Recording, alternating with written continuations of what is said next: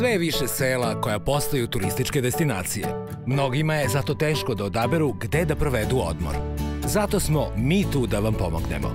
Emisija Lepše od Pariza otkriće vam koja seoska domaćinstva da posetite ako želite da iskusite pravi život našeg seljaka, opustite se u prirodi i uživate u dobroj hrani.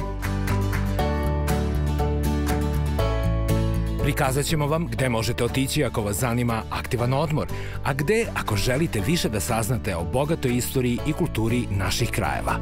Dobrodošli u Lepše od Pariza, emisiju posvećenu seoskom turizmu.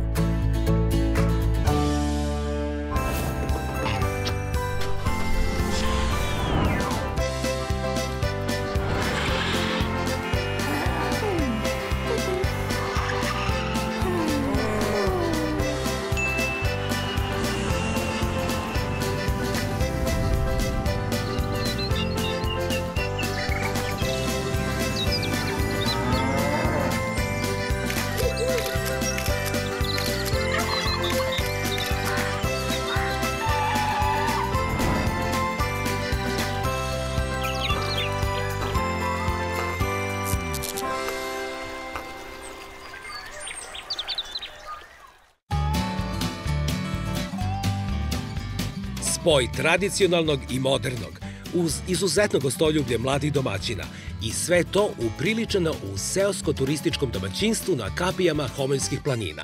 Priznaćete, zvuči kao san, ali ne, nije san, već seosko-turistička idila porodice Skuratenko na istoku Srbije, u selu Malo Laole, koju smo posetili i čiju ponudu imamo zadovoljstvo da predstavimo u današnjoj epizodi. Uživajte!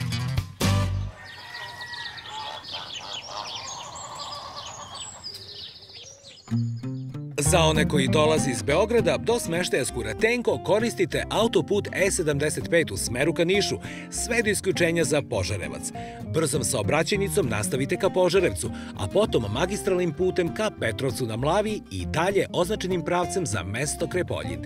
Ubrzo po ulasku u selo Malo Laole ugledat ćete s desne strane oznaku za smeštaj Skuratenko, a nakon 700 metara krivudavog puta i parking za samo domaćinstvo. Udaljenost od Beograda je 123 km, a potrebno je oko sat i 45 minuta lagane vožnje.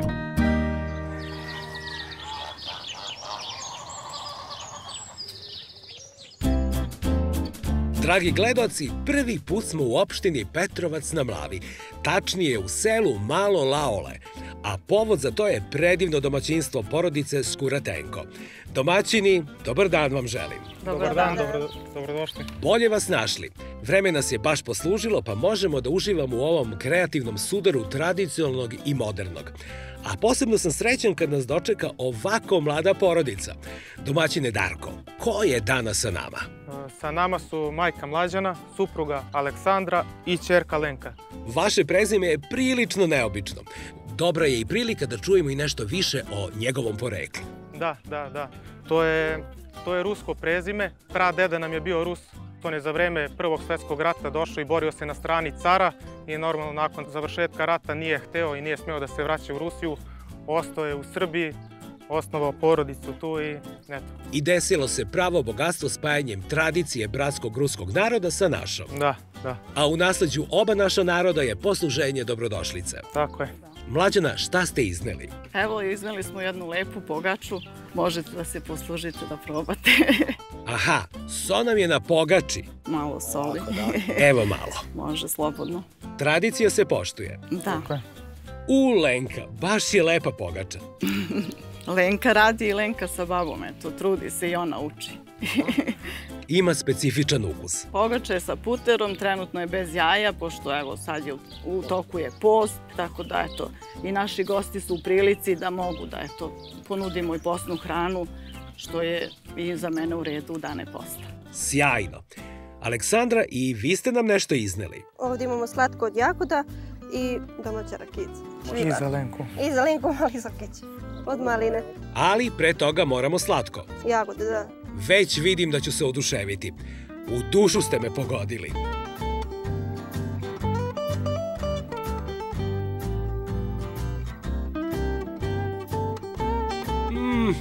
Da li je mlada domaćica pravila slatko? Pa, pravili smo zajedno. Osjeća se ta ljubav između svekrve i snaje.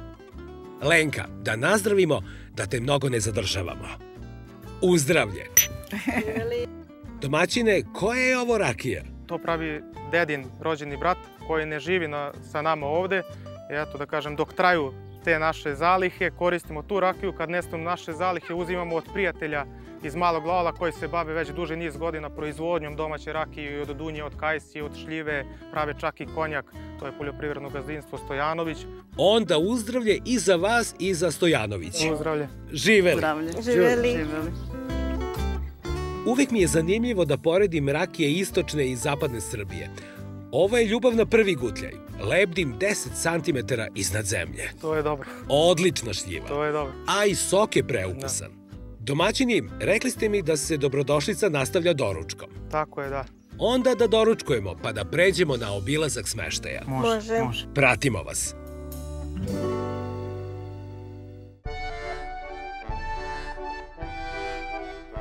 Ovako izgleda kad naša vredna Mlađana spremi pravi tradicionalni doručak. Šta ste nam to sve izneli? Pa evo imamo po tradiciji naš doručak koji služimo našim gostima. Trudimo se da sami to uradimo. Imamo mekike prazne koje mogu da se jedu slatke i slane.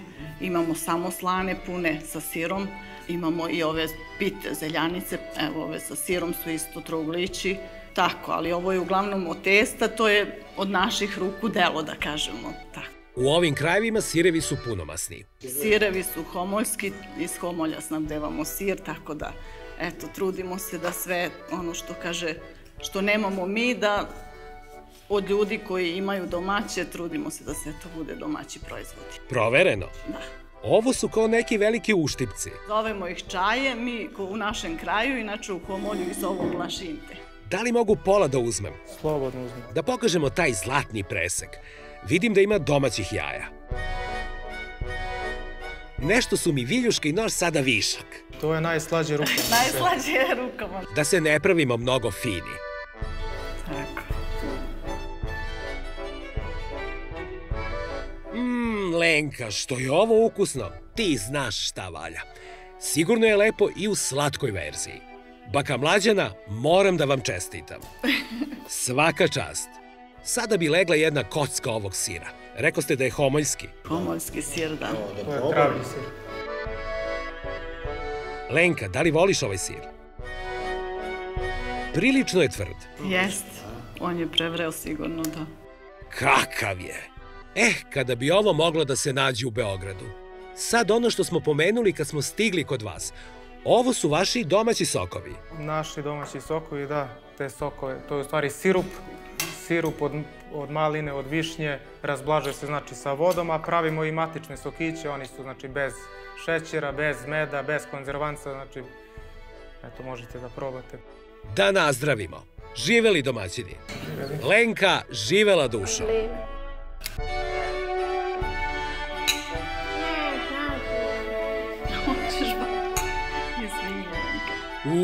Prijatna aroma višnje. Tako je, da. Baš osvežava. Sok od višnje. Milina, prijatno nam. Hvala takođe. Hvala vam takođe, izvolite.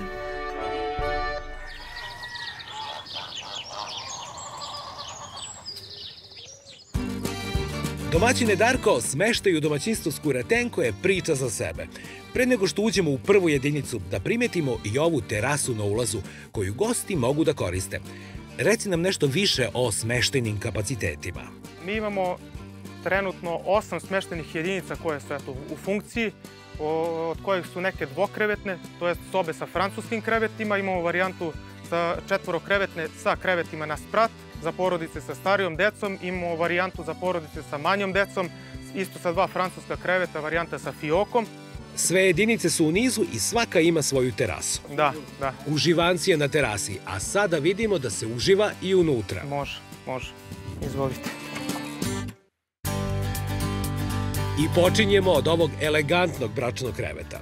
Lepo ste uklopili ove moderne elemente. Šta je bila ideja ovakvog dizajna? Mi smo želeli u stvari da spojimo moderno i tradicionalno, to je da svojim gostima ponudimo odmor na selu u modernim uslovima. Preko puta kreveta imamo stočić, stolice, TV, svaka jedinica ima svoj TV, internet, kablovsku. Imate čak i mini bar. Tako je, da, ovde imamo mini bar, frižider, kuvalo, znači sve što je, da kažem, neophodno za prvu pomoć gostima, pošto je ovo u stvari koncept sobe, nisu klasični apartmani i zbog toga nismo hteli da ovde ubacujemo klasične kuhinje. Svaka jedinica ima svoje kupatilo, toalet. Moderno skockano. Primećujem da ste baš posvećeni higijeni prostora. Tako je, da. Pored je još jedan ulaz. U stvari ovde je predviđeno da bude glavni ulaz, parking i znači sa parkinga ulaz u predsoblje, a ovamo izlaz na terasu. Vidim da se zimi fino greje. U zimskom periodu, kad su malo jače zime, imamo ove fan coilere, oni su povezani sa parnim grejanjem i to koristimo recimo od novembra do februara. U nekom prelaznom periodu koristimo inverter klime, ove fan coilere koristimo isključivo kad su malo jače zime od -5 pa nadalje. Nova jedinica. Moram da primetim da me ovi kosi krovovi asociraju na pčelinje saće. Da, tako je. Ne bih ustajao s ove terase. Jel tako i gosti? Jeste. Ta terasa u stvari zato i služi. Eto, u tim jutarnjim časovima gosti vole da izađu na terasu ovako kada je sunčano, da popiju kaficu u miru, u tišini, u cvrkut ptica. Mnogi se čak i sprijatelje. Da pokažemo i drugu jedinicu. Može.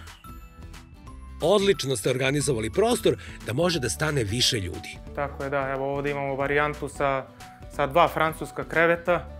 To je varijanta za porodice sa starijom decom.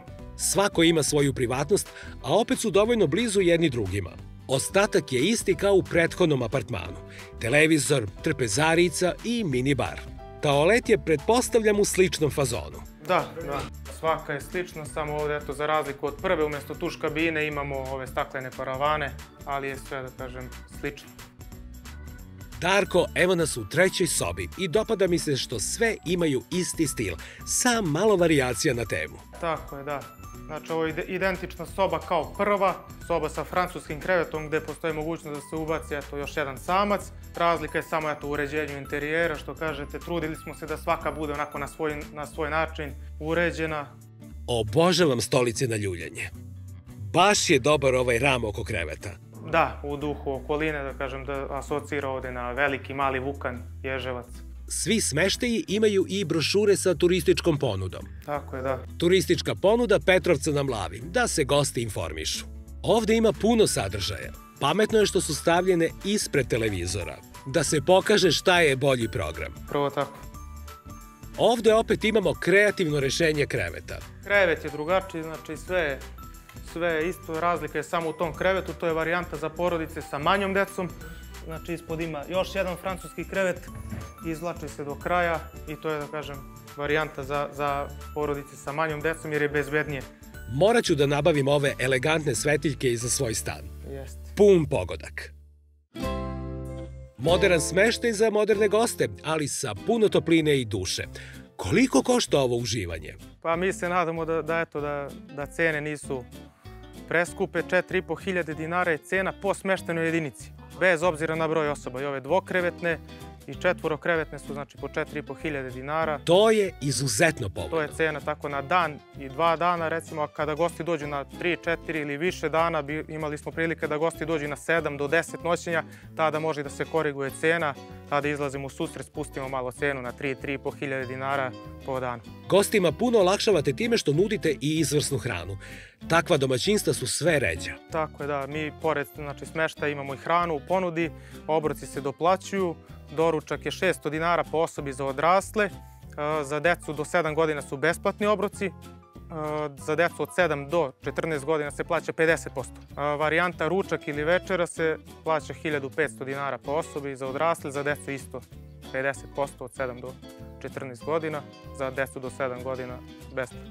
Veoma isplativo. Tako je. Smeštaj ima sve za savremenog gosta i radite cele godine. Zna da bude malo mrtav period tokom zime, ali kao i u svakom poslu. Postojite skoro 5 godina. Ko su vam do sada bili najčešći gosti? Najčešće nas posećuju porodice sa decom. I onda smo videli da smo tu u startu možda napravili propust, jer se par puta dešavalo da imamo 3-4 poziva, recimo za porodice sa 2-3 dece, a ostanu nam 2-3 dvokrevetne sobe, nemamo gde da ih smestimo. I onda to možda bio taj mali propust u startu, ali to može da se reši.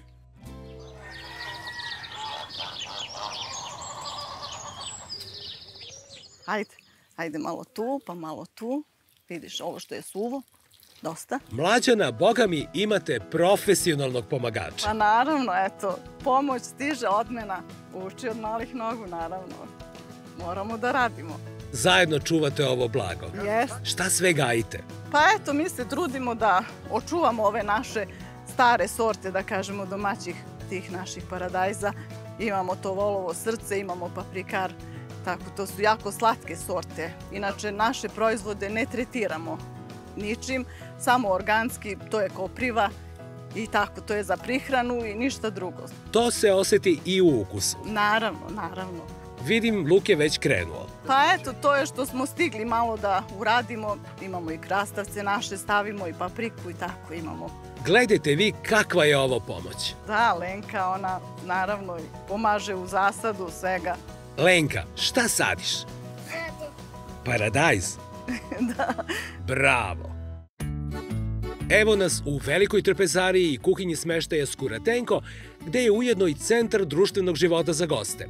Kako ste osmislili boravak?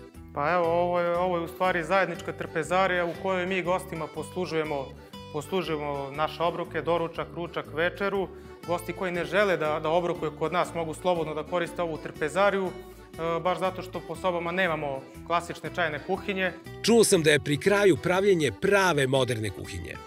Tako je, da. Ovde u produžetku je trenutno u fazi sređivanja ta naša kuhinja u kojoj bismo mi gostima spremali hranu kako bismo olakšali sebi. Budućim gostima bih preporučio da vam prepuste spremanje hrane, a sada ćemo saznati i zašto.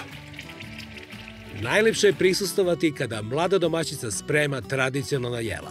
Aleksandra, da li je ovo neki lokalni specijalitet? Ovo inače spremamo gostima, to su lovačke šnicle. Blago su propržene i preko dodajemo bukovač i crni luka koji se takođe dinsta. Bukovače, pečurke? Da. Aha, to mi je zamirisalo. Miriše, da. I one idu preko šnicli? Da. Ovako se lepo rasporedi. Lepo su pustile sokove? Da. Ide i neki preliv? Da, ovo je pavlaka sa začinima i to ide preko. Koji začini idu ako nije tajna? Pa to su suvi začini, uglavnom. Aha. Sad da kažem ništa, nešto tajno. Mora dobro da se natopi. Da. Posle ide u rernu.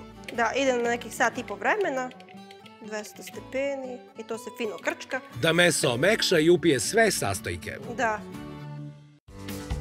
Najbolji znak da ste kod pravih domaćina su zimnica i domaći proizvodi. Šta imate sve u ovim teglama? Imamo džem od maline, ovo slatko naše od jagode, ovaj naš domaći ajvar. Imamo čak i domaći kečup, to je od naših paradajsa koje mi proizvedemo. I sok od paradajsa, naravno, i on je jako dobar. Med nabavljamo ovde od komšija, oni imaju košnice, vredno rade i oni mladi su. Sjajno. A ne pričamo o homoljskom medu, naravno. Imamo naš domaći liker isto takođe od maline koje... To je onako za dame. Da. Pravimo od maline, onda sokove, tako sirupe razne. A šta Lenka najviše voli? Pretpostavlja med. Lenka voli sve, evo, voli med najviše, pošto je sladak, naravno. Iz te šerpice se širi neki lep miris. Evo. Neka čorbica? Ovo je pileća čorbica. Vidim puno zeleniša. Da, ovo je peršun, ima šegrarepa, dinstana, luk takođe, crni luk. Bogato. Da. Da okrepi dušu. Topla su. Jedva čekam da vidite i moju reakciju posle ručka. Vidimo se. Seosko-turističko domaćinstvo Skuratenko je savršen spoj modernih tendencija i pastoralnog mira, a magija istočne Srbije će vas potpuno hipnotisati. Ukoliko želite da svoj odmor provedete upravo ovde, pribeležite ove informacije.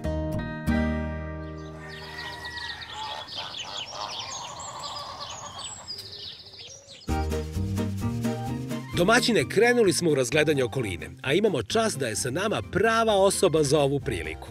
Sa nama je Vedrana iz turističke organizacije Petrovac na Mlavi i veliko je zadovoljstvo što je ona sa nama i ona će nešto bliže da vam kaže o našoj okolini, o turističkom potencijalu naše opštine, Banji Ždrelo i okoline. Vedrana, dobar dan. Dobar dan. Tamo hoću da se zahvalim Darku na ovako lepoj najavi. Želim da poželim dobrodošlicu i vama, naravno, u našu lepu opštinu Petrovac na Mlavi, jer kao što i vaša emisija nosi jedan simboličan naziv, tako i naša opština nosi simbolično naziv opštine sa dva srca. Zašto? Zato što kad ste dolazili iz pravca Beograda, prošli ste kroz Stišku ravnicu i tu ste nadomak Homolja i ono što je isto tako interesantno za nas jeste i taj spoj srpske i vlaške kulture, pa kod nas možete da probate i vlaški kačamak, ali isto tako i tradicionalne recepte od brašna sa vodenica, poput vodeničarskih palačinki. Vrlo vodimo računa i o digitalizaciji. Kod nas dolaze i planinari, tu je via ferata za sve adrenalinske momente, tu su manastiri Gornjak i Vitovnica i još niz sakralnih svetinja koji su karakteristični za ovaj deo Srbije. Tu je bogata kultura, tu je sve ono što će vam učiniti jedan boravak, jedan onako lep moment kad dođete kod nas i formirati pravi doživljaj. Eto, ono što možemo da kažemo jeste da su tokom proteklih godina čak dva sela iz naše opštine, Bistrica i Ždrelo, bila proglašavana za za jedno od najboljih turističkih sela u Srbiji. Naše čestitke. Hvala. Ovdašnja priroda je veličanstvena, a vi ste se potrudili da se turisti što bolje povežu sa njom. Kakvi su vam planovi za budućnost? Taj jedan interesantan moment koji je vezan za spoj modernog i tradicionalnog. U kom smislu? Povezivanje, odnosno umrežavanje i povezivanje digitalizacije i lokalne zajednice. U kom smislu? Gledamo da što više približimo lokalnu tradiciju kroz savremeni način prikazivanja.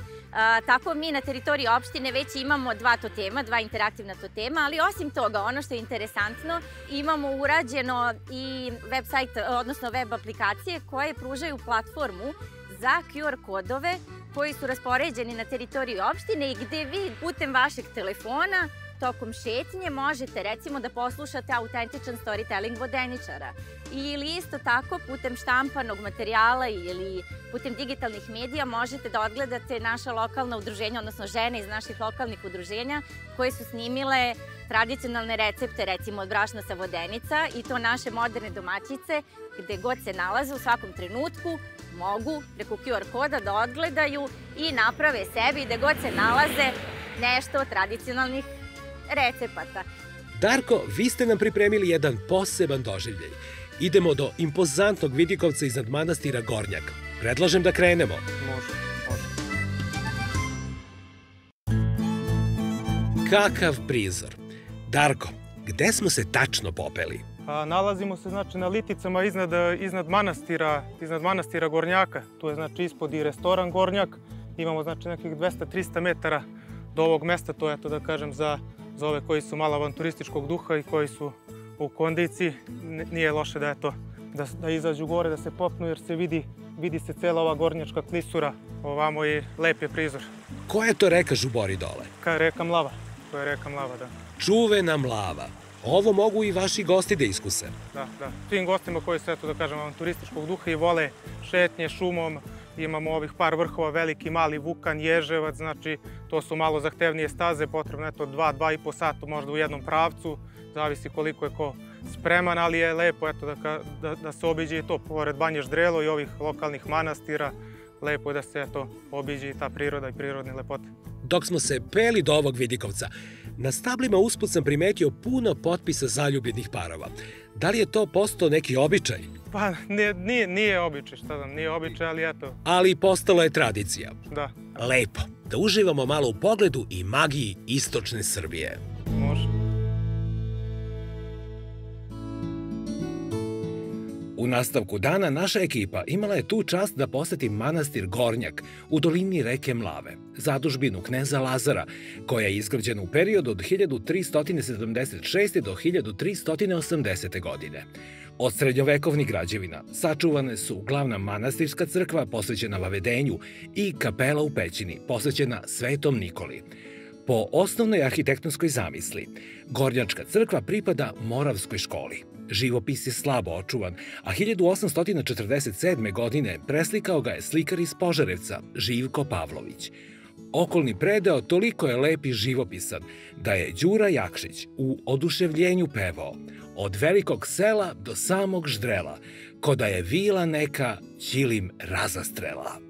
Istorija manastira je istorija naroda ovog kraja. Rušili su ga i palili, pljačkali njegove dragocenosti, odvodili monahe, a on je ponovo nicao, tu pored Mlave, prilepljen uz kamene strmine planine Ježevica. Mošti prepodobnog Grigorija, koje se sada nalaze u manastirskoj crkvi, nosili su monasi bežeći od Turaka. U ratu poznatom kao Kočina krajina, Turci su 1788. godine spalili manastir. Manastir je uspešno obnovljen. Aprila 1947. godine starac Tadej postaje sabrat manastira. U čin arhimandrita proizveden je 1989. godine pred moštima kneza Lazara. Na predlog episkopa Braničevskog, Sveti arhijerijski sinod Srpske pravoslavne crkve pretvorio je Gornjak u ženski manastir.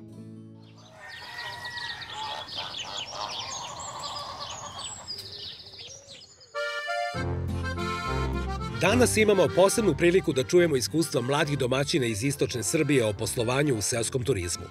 A posebno vas koji ste jedan deo svog života proveli na razvijenom zapadu. Pa da čujemo u poređenju s tim, da li smo mi uopšte svesni šta imamo? Pa ja mislim da mi nismo svesni šta zapravo imamo i koliko je naša zemlja lepa i bogata. Jedan od razloga zašto smo se mi odlučili da ostanemo tu na selu jeste upravo to. Kada smo prepoznali turistički potencijal naše opštine, našeg kraja, rešili smo da ostanemo tu na selu i da ostavimo sutradan porodicu ovde kako bi naša deca odrastala u koliko toliko zdravoj sredini.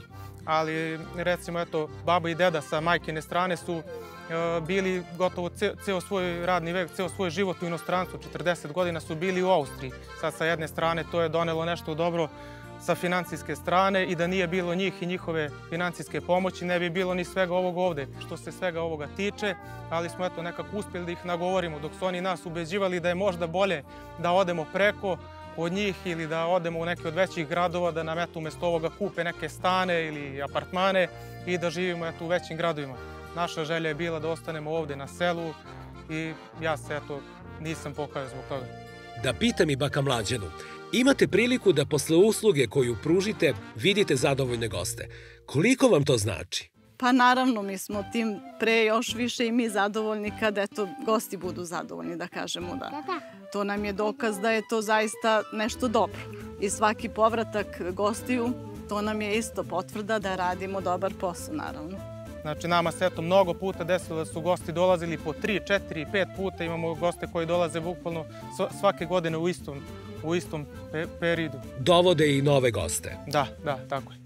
I preporuka je, da kažem, najbolja reklama od usta do usta. Koji su planovi vašeg domaćinstva za neku bližu budućnost? Znači, potrebno je nešto za taj zimski period. Nama je u planu možda neka saunica, hidromasažna kada, jedna kućica sa tom hidromasažnom kadom, saunom, da privučemo goste i u tom zimskom periodu. Zamisao je isto da ovaj zajednički prostor izdajemo baš za te grupne posete, team buildinge. Od prošle godine smo počeli da izdajemo taj prostor za neke manje proslavice, prve rođendane, krštenja, recimo. Primetili smo da to dosta dobro ide. Koliko ruralni turizam može da doprinese tome da se u ovakvim mestima i domaćice ostvare? Pa jako je bitan, ako to one naravno žele. Jer danas više mladi vole da kupe, da kako mi kažemo iz kese, nego da se kuva. Ali mogu da lepo uče i da kuvaju i da rade, samo ako ih interesuje. Rekao bih da među vama postoji puno razumevanja, poštovanja i ljubavi i tokom poslovanja. Da li je to ključna stvar za uspeh seoskog turističkog domaćinstva? Naravno da jeste. To je prvenstveno da kad se slažu ljudi i kad ima ljubavi i razumevanja u svemu, znači i posao ide kako treba, da kažemo. Podelimo poslove i ja sam tu da pomognem koliko je do mene, oni rade svoj deo posla i svi smo uključeni, da kažemo, u ovome. A koliko vidim, ima i za koga. Lenka već uči. Naravno, imamo i naslednicu, pa tako. Biće dobro. Bože zdravlja. Da Bog još da imamo naslednika. Jeste li čuli vas dvoje? Čuli smo. Ali je neko ogladneo, a i mi smo od obilaska. Darko, ovde je i vazduh nešto poseban. Da li od homolja ili čega? Jeste. Dosta je čistiji vazduh, primetili ste. Diše se punim plućima, ali se brzo i ogladni. Jeste. A zato su tu vredne domaćice. Pogledajte samo trpezu. Mlađana, molim vas da nam predstavite šta ste sve spremile. Pa evo danas imamo za ručak pileću čorbicu, lovačke šnicle sa pireom, kupus salatu, naš mladi luk iz bašte. To nam je Lenka uzela iz plastenika. Pa da. I za poslasticu... I evo imamo štrudlu sa makom. Štrudla je inače posna, tako da možemo da se svi poslužimo. Tu su i domaći sokovi. Naravno. Tako je. Od šljive i rakija. Tako je. Pa da krenemo redom od supe, dok je još topla. Njoj se najviše i radujem jer vidim da je izdašna. Jeste.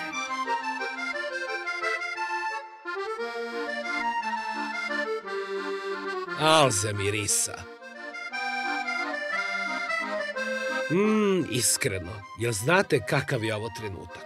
Supa koja leči dušu i seća me na najlepše ukuse domaće supe u detinjstvu, koju je pravila moja baka. Supa iz vremena koje se neće ponoviti. Mislim da niste mogli bolji kompliment da dobijete. A ti, Lenka, i dalje muljaš kupus. Mnogo si preslatka, kao taj kupus. A mi da pređemo na glavno jelo. Evo ovo. Da vati ja. Slobodno.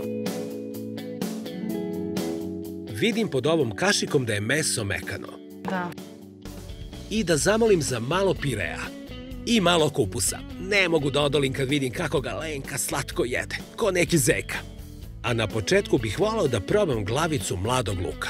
Meni prvi mladi luk ove godine, znači premijera. A ovo što se crveni trebalo bi da znači da je i dosta ljut. Pa jeste, sigurno. Da ga posolim. Lenka, hoćeš ti malo? Znači ljuto. Uf, koji ukus. Jeste, to je beli luk, to je jesenjak. On se sadi u jeseni, zato je sad već stigo. Sjajan je. Naravno. Taman da reguliše pritisak. Jeste, da balansira. Sad je red na lovačke šnicle, a meni je zanimljivo šta se desilo sa onim bukovačama. Da li imaju udo u finalnom ukusu? Pogledajte kako je meso mekano. Šnicle su baš ukusne. Jako zanimljivo. Nikada nisam jeo ovakve lovačke šnicle. Bukovače su učinile svoje. Lenka, jel mogu ja malo kupusa da probam? Kako si brza, neće ništa ostati. Nije ni čudo što ga jede. On bukvalno sladi. Da. Da, zato što je mlad. Da probam sada malo pirea. Ovako dobro ga ni Francuzi ne prave. Moj naklon i nije ni čudo što vam gosti ova jela ponovo traže. Jer kad dođemo iz gradskih sredina, prvo se oduševimo domaćim namirnicama, pa načinom na koji se spremaju, sporim kuvanjem. Za nas iz grada je ovo gastronomska premija. Jeste. I blagodet. Gledaocima ostavljam da sami dođu i probaju desert. Tako je. A mi da se služimo, da se ne ohladi. Domaćini, živeli još jednom. Živeli. Živeli. Živjeli. Živela Lenka! Domaćini Skuratenko, ruku bih mogao da dam, da kada budem došao za 10 godina, ovde će biti još naslednika i da će se domaćinstvo još razviti. I znam da ćemo se tada sećati kako je bilo pre 10 godina kada se snimalo i šta se sve od toga promenilo. Tada će vas znati cela Srbija, kao što će vas upoznati još više posle naše emisije. A Lenki želim da uskoro samostalno prima svoje vršnjake i da na leto zajedno s njom uživamo u vašim divnim domaćim sokovima i u vašem gostoprimstvu.